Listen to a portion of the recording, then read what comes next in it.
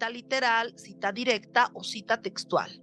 La cita literal es aquella cita que se la emplea cuando se indica textualmente lo que un autor manifiesta. Las citas directas, literales, textuales, pueden ser cortas, hasta 40 palabras, o en bloque, más de 40 palabras. Las citas cortas van entre comillas y forman parte del párrafo que estamos elaborando. En cambio, las citas en bloque van en un párrafo diferente y no están entre comillas. De acuerdo al énfasis que se va a dar en la cita, puede ser una cita que dé énfasis en el autor, esta se denomina cita narrativa, o que dé énfasis en la idea, será la cita parentética. Veamos dos ejemplos. Para Uño 2005, la desintegración familiar es provocada por factores internos como inadecuadas relaciones interpersonales que se establecen entre los miembros de la familia y factores externos como la presión a cumplir cánones socialmente aceptados de cómo debe ser una familia. Como se puede apreciar en este ejemplo, es una cita corta, por lo tanto, la cita va entre comillas y se está iniciando con la denominación del autor.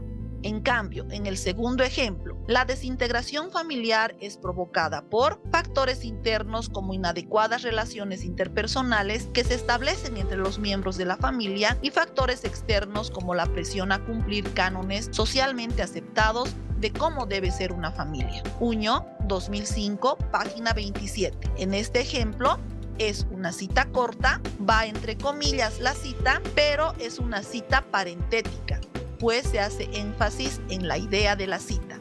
Por eso los datos del autor van al final de la cita. Veamos más ejemplos. Cita textual corta con menos de 40 palabras y énfasis en la idea, es decir, es una cita parentética. Recordaremos que las citas cortas van a ir entre comillas y como en este caso es una cita parentética, los datos del autor, el año de edición y el número de página van al final de la cita.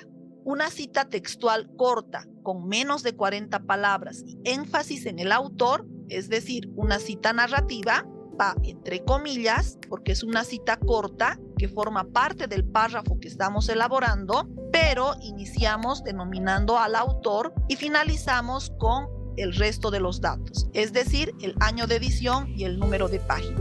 Podemos también señalar al autor, colocar entre paréntesis el año de edición y finalizar la cita con el número de página. Una cita textual en bloque, es decir, aquella que tiene más de 40 palabras, no tiene que estar entre comillas, sino que se la va a destacar colocándola en otro párrafo y dejando en este párrafo que constituye la cita un espacio en el lado izquierdo.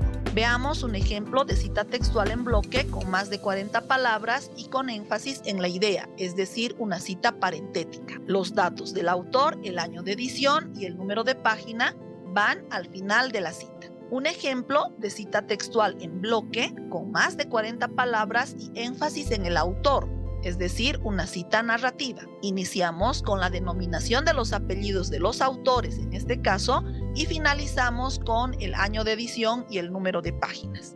Recordaremos que podemos colocar el año de edición, en este caso, al lado del autor o de los autores. En el caso iría Chiva, Gil, Corbatón y Capella, y entre paréntesis el año de edición, 2016, y al finalizar la cita colocaríamos el número de páginas. Recordemos que las citas textuales pueden ser cortas cuando son hasta 40 palabras, van entre comillas y en el mismo párrafo que se elabora. Pueden ser en bloque cuando son más de 40 palabras, no van entre comillas, se las destaca en otro párrafo y con sangría a la izquierda.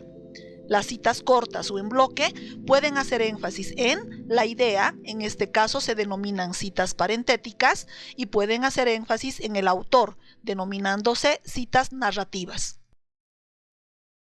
Tomemos en cuenta que las citas textuales deben utilizarse con moderación y cuidado. No se debe abusar utilizándolas excesivamente en nuestros trabajos.